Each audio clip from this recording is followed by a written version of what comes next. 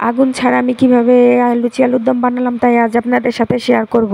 কারি কুকারে দিয়ে দিলাম পরিমাণ মতো তেল, তেলটা দিয়ে এবার দিয়ে দিলাম পেঁয়াজ কুচি, আদা রসুন পেস্ট দিয়ে ভালো করে নেড়েচেড়ে এর মধ্যে দিয়ে দিলাম পরিমাণ মতো পানি, পানিটা দিয়ে হালকা নেড়েচেড়ে এর মধ্যে আমি দিয়ে দিলাম হলুদ মরিচ ফাঁকি, পরিমাণ মতো লবণ, ভালো করে মশলাটা মিশিয়ে এর মধ্যে আমি দিয়ে দিলাম টমেটোটা দিয়ে আমি ভালো করে মশলাটা কষিয়ে নিলাম।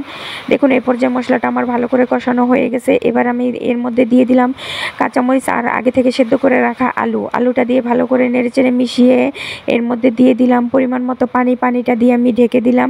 দেখুন এই পর্যায়ে আমার আলুটা একদম হয়ে গেছে রান্না করা।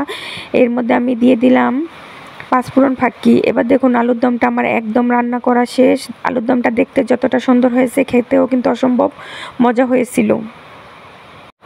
দেখুন আমি পরিমাণ মতো নিয়ে নিছি আটা, এর মধ্যে দিয়ে দিলাম লবণ, চিনি আর পরিমাণ মতো তেল। এবার সবগুলো উপকরণ আমি ভালো করে একসাথে মিশিয়ে নেব।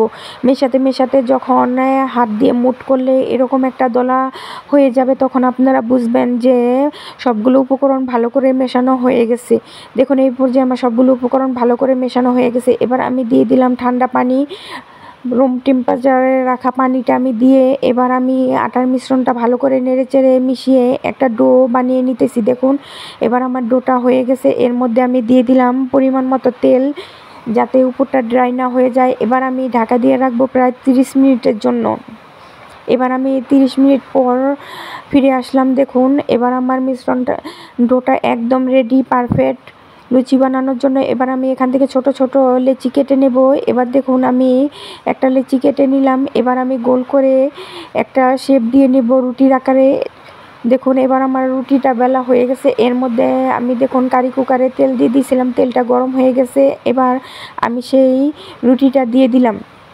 এবার আমি নেড়েচেড়ে ভেজে নেব লুচিটা। দেখুন কারি কুকারে কিন্তু সব রান্না আপনারা করতে পারবেন, যে কোনো রান্নাই আপনারা কারি কুকারে করতে পারেন। দেখুন লুচিটা আমার খুব সুন্দর ফুলছে। এবার দেখুন লুচিটা আমার ভাজা হয়ে গেছে। একে একে আমি সবগুলো লুচি বানিয়ে নিতেছি। দেখুন আমার সবগুলো লুচি বানানো হয়ে গেছে। দেখুন একদম ফুলকো ফুলকো হয়েছে লুচিগুলো, দেখতে কিন্তু অসম্ভব সুন্দর লাগতেছে।